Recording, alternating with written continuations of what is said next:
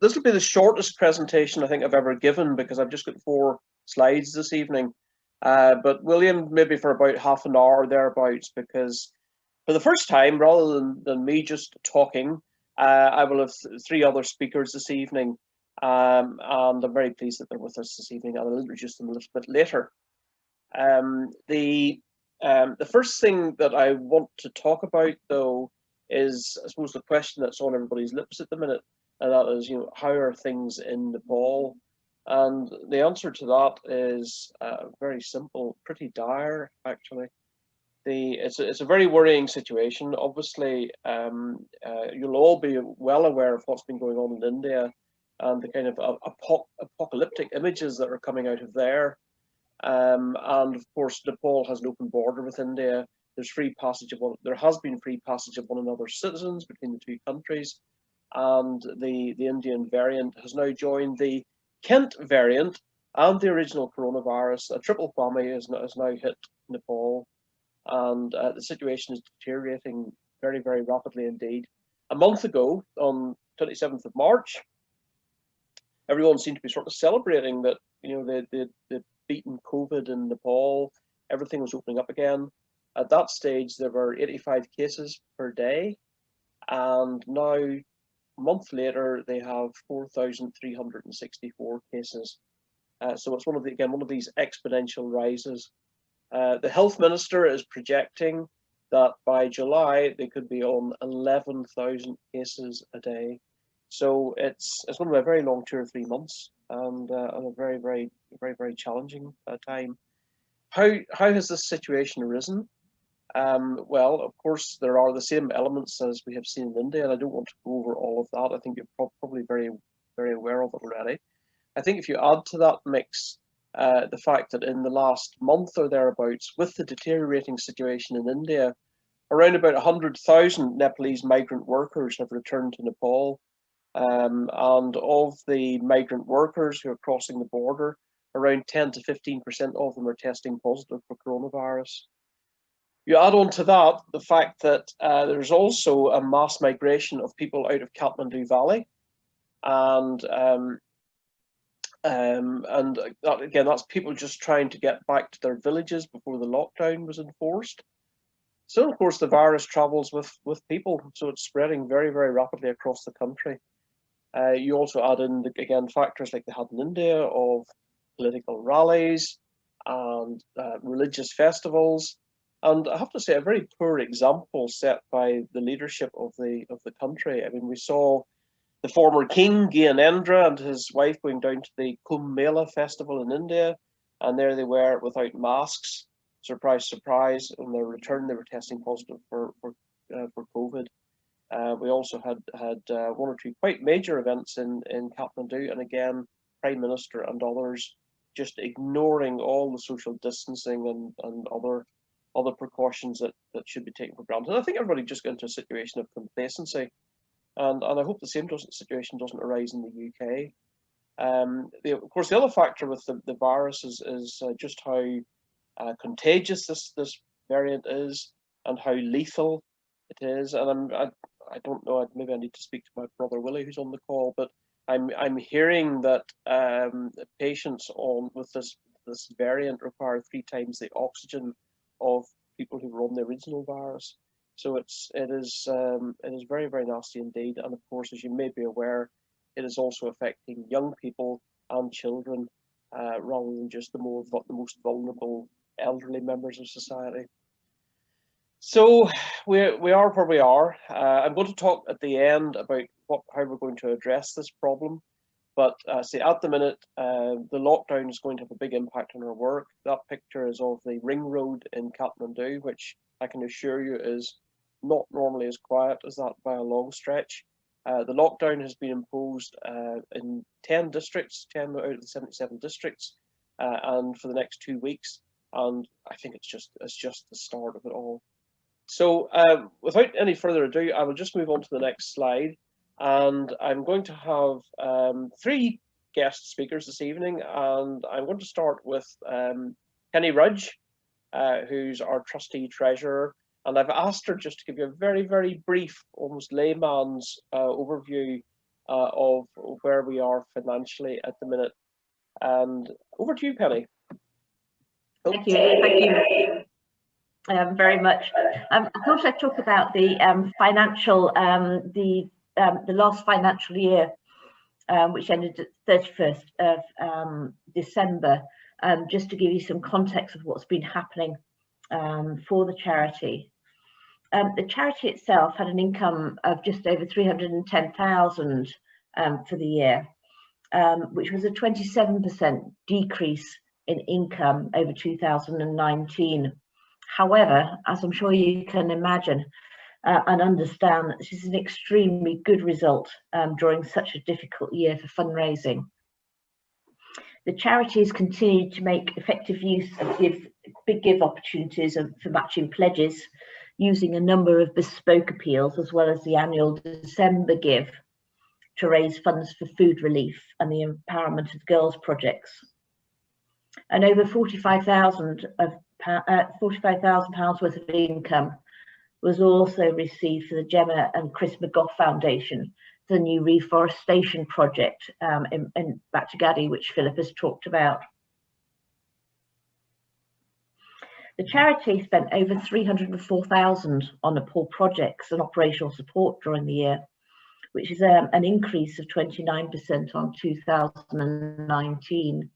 But when you look at the proportion of money that's being spent on operational projects over in Nepal, 92 pence of every pound is going to projects. So a very small amount is actually going to UK operational support. And most of that is on fundraising costs and good governance.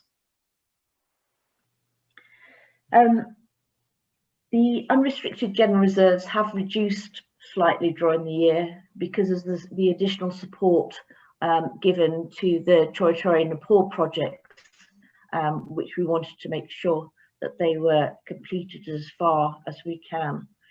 But our general reserve levels actually fit within our reserves policy going forward of wanting to retain around 12 months of projected UK operating costs. So overall, at the end of the year, the charity is in a very strong financial position, with cash holdings of over 160,000 and funds in hand towards the cost of meeting its future plans for 2021. So that's just a sort of a brief summary of where we are at the year end. Obviously, the ongoing difficulties fundraising in this COVID coronavirus environment have continued into this year. And the trustees have had to make some decisions about what charities they do want to, what projects they do want to support going forward. And in some cases, just defer our plans for a while. We've still got a lot of things we would absolutely love to do, but the donations at the moment aren't there. And I know Philip is working very, very hard at trying to attract those. We're very much hopeful that things will improve later in the year. But even so, as I said before, the charity is in a strong financial position to be able to carry on forward. And the more money that we get in from donations and grants, the more project work we can undertake in Nepal. Well, thank you very much for that, Penny. Last week, I had the pleasure of giving a talk to a Rotary group. I know Brian Fisher's on the call this evening, and I was asked that question of, how much from each pound actually gets to Nepal. And off the top of my head, I answered 93 pence in the pound. So I was about 1 penny out. So that's pretty good. I'm quite pleased with that answer. Yes, I think we came through last year very well, all things considered. It could have been a lot worse.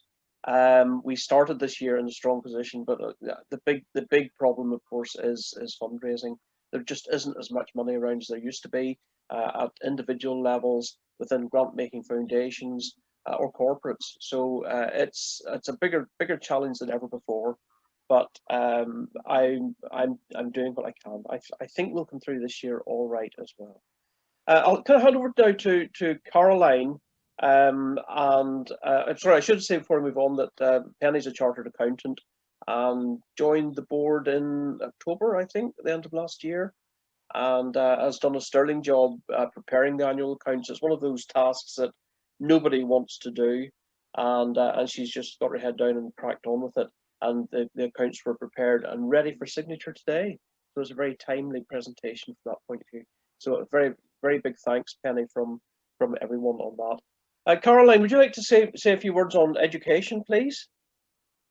Yes, certainly. I'll give you a little bit of background as to my experience in education first, and then talk a little bit about the projects that we're hoping to undertake in Nepal. I started back in early 1990s teaching secondary maths in the UK. So I had 14 years there, and then moved into teacher training and worked on projects in Qatar, Abu Dhabi, Brunei, Egypt, Thailand, and yeah, I think that's it for the training side of it. Working with both secondary maths and kindergarten English. English is a second language. So I've had quite a lot of experience in different curriculum and different education settings.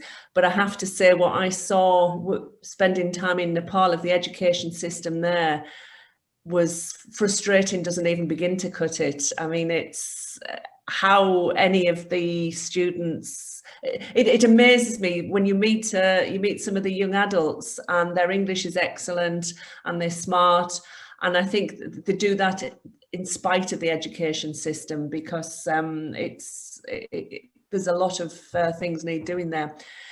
So it's very interesting for me to be involved with the charity, looking at this perspective of things. And there's some exciting things that Dev with Matila Wildlife Trust has put together in the context down in the Terai, because, you know, even in Kathmandu, at a supposedly very good government school, I was shocked at what I saw. So if you add into the mix that you're out of Kathmandu Valley, you're in a community with a lot of Dalit children going there, and it just gets worse and worse. So it's very exciting. I mean, already they've got in the community there, we've provided funds to build an education centre to help the students and staff that, because just going to school by itself, you'll get nowhere. You need the extra help, and you need more than there is in the lessons if the teachers indeed show up for the lessons. So that's one starting point. You've seen Philip posted today on social media about the extra construction at the madrasa school, again, basic, having the space for the students that want to go. And there's an exciting 5-year plan afoot to work with a school in that area, looking at looking at what provision for computers and for building. But I think more importantly than that is the teacher training that we're going to look at, and projects that involve the community. And right from day one, when we first started working with Matila Wildlife Trust, it's that engagement with the community, I think, that's really going to make a difference. So looking at possibly a coaching model, if we can organise the staffing for teacher training, to take on board some pre-prepared lesson plans, if we can work that as well to help, because it's low-skilled, poorly motivated teachers you've got in position. So the more support they can get to deliver the basics, the better.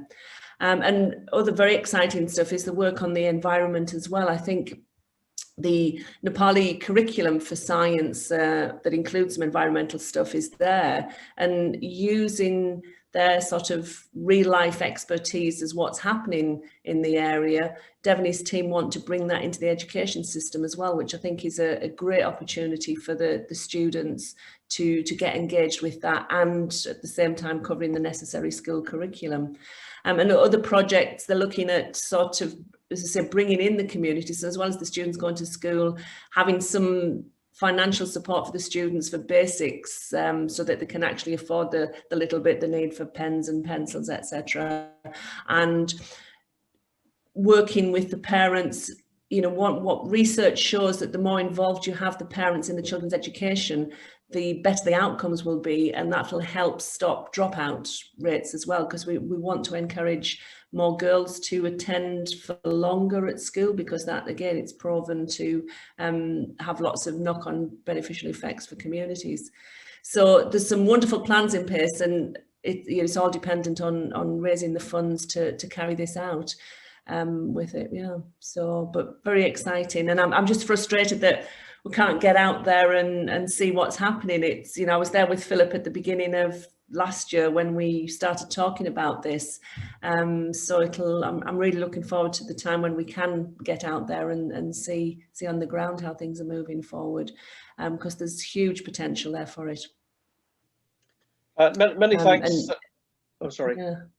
Many thanks. No, I was going to say, if Caroline. anybody has any questions, yeah. Yeah, okay, maybe we'll take the questions right at the end if there's anything. I just want to say, I said a little tribute there to Penny and her hard work. I should also do the same for Caroline. Caroline didn't mention that she spent the best part of a year as a full-time volunteer in Nepal for us, working at our children's refuge. So she gained a very good insight there into, you know, the real world of Nepal. And I think we're in a very sort of strong position, having someone of her experience within the international education sector who's also had that insight of Nepal. I think a good education program, which I'll talk about that at our next Zoom meeting. I think there's more to it than bricks and mortar, although that's important.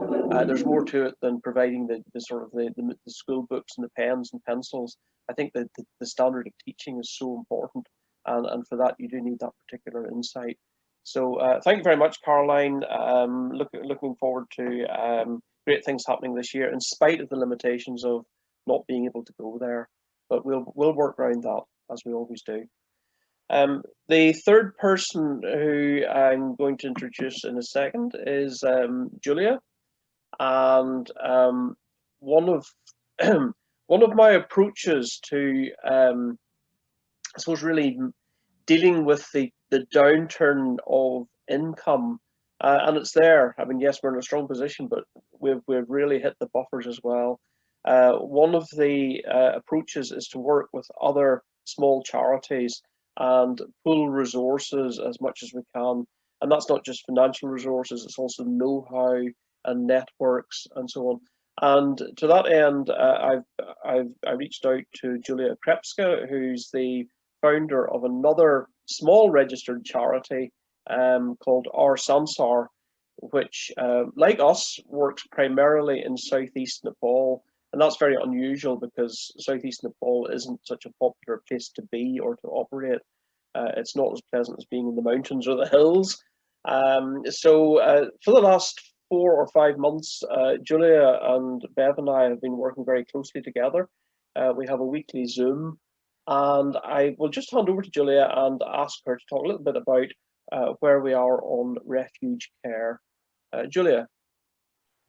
Hi, everyone. Yeah, so Philip did an amazing job introducing me. Thank you very much. I'll try and keep it as short as possible. So maybe just a couple of things about Our Sansar, but I won't bore you, hopefully, too much. So we've worked in province 2 pretty much for the past 12 years. And as Philip said, that's kind of unusual, but that's the reason why we are there, because nobody else wants to go there. You know, because of the climate and all the issues, no 5-star hotels and so on and so on. You know, the larger charities tend to stay away from the area, but there is such huge need, as you all know. So we focus on working with street children, trafficked children, child labor. We've got 2 centers near Birgunj. One of them is Child Helpline in the center of Birgunj. And the other one is the children's home for those kids that really have nowhere to go, you know, the ones that have no families or no other places that they can be referred to. And that's like 12 kilometers away from Birgunj. You know, province 2 is the only province that had no child helpline. You know, out of 7 provinces. All the other ones have child helplines in literally every single district of each province. Province 2 got completely ignored, with all that, again, because the other charities who are running those child helplines never wanted to go there. So ours is like the first child helpline ever in that area.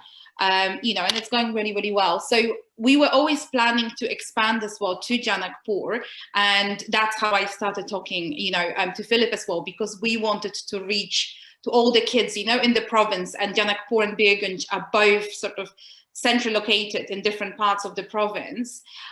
So that way we can have like a holistic approach and, reach kids from different districts near each city. And plan was initially to open a transit home for street boys over there. And then we said, yeah, we need to do something about the girls, too. So that's how we started talking. And and finally we're there. So where we are now, we actually have a beautiful building after, as Philip knows, a lot of battles with many, many strange people, landlords and so on. But we do have a nice building. We've just finished setting everything up. Took really long time. We had to get our own carpenters, well, pretty much everyone, build everything ourselves. That's how it's done in Nepal, I suppose. The staff have received the training now, and on counselling and so on. So we've got a live-in counsellor as well as a social worker, over there. And we are ready now to take children in. So our social worker now is talking to the local community social workers and other organizations, and looks like we've got 3 cases of all of them of rape of children that might be, referred to us, but we are at the stage now of finding, basically fact finding. So we need to go and visit the families, and our social worker, together with those community social workers, will be going to visit the families and so on shortly. But first we need to get all the data. So I think maybe another week or 2, but again, it depends how it goes with Corona. Even today they were trying to meet with the main guy, the police. He's got Corona, so obviously not seeing anyone, and mayor and so on as well. Now they're only limiting any meetings to like emergency cases. So so there might be some delays, but it just depends how it goes. People are still gathering. I think they will be introducing some curfews, every day. Situation changes, so we just have to wait and see, but they are trying to do whatever they can, to access those children and so on. So I suppose that's it for now, because I don't want to really talk for for too long, but if anyone has got any questions, I'm here, or you can ask Philip. You can pass them on to me as well at some point. Thanks very much, Julia. The way this collaboration works is that we're collaborating on all of our 4 main project areas, but we agreed that Julia would certainly lead on the refuge care side of things, and obviously she's done a sterling job in that respect, and she's maybe made a stronger stuff than I am, so I don't know where she gets the patience from to do all of this. Things that always take longer than you think to achieve, and certainly in that part of Nepal, that's definitely the case. And all credit to her for that. I tend to be focusing more on the sort of environmental, climate, community things, and then there's a bit of overlap in the middle. That's where we are. Very, very pleased that Julia is very close to that major pillar of our work. So to remind you, the four main areas are environment and climate. Second area is refuge care, children, management of trauma. The third area is empowerment of girls, which I'm not going to talk about this evening, and the fourth area is the sort of community and education aspects. Future plans is the final thing I want to say this evening. There's a 5th area, and that, of course, is disaster relief, which is where we are at the minute. And to a certain extent, disaster relief, of course, takes priority over absolutely everything, especially in the situation that we're in at the minute. And it's very good to be working alongside another charity to sort of share the burden of what lies ahead. What we are going to do is that on Tuesday of next week, Julia will be launching an appeal to the Our Sansar supporter base, raising funds for disaster relief. very much similar to what we did this time last year in terms of food relief to the communities in our area of South Nepal. There's one thing that we are determined not to do, and that is we're not going to do the government's job for them. Instead, we focus on the people who would not qualify for government relief. And that's the people who they're so marginalized and so far down the social ladder that they don't have citizenship. And in Nepal, if there's a lockdown situation as we have now, yes, there will be sort of food relief distributions of sorts, but if you're not a Nepali citizen, you won't get anything. And this is a very important niche that we fill as we reach out to those untouchable communities. There's also in the past been a large element of food relief being linked to sort of political favours and constituencies of support. Again, the people that we support are very much disenfranchised, and they're in desperate circumstances. So Julia will be launching her appeal for a week from Tuesday of next week, and then we'll be doing a Pipal Tree appeal from a week on Tuesday, following hot on the heels of that.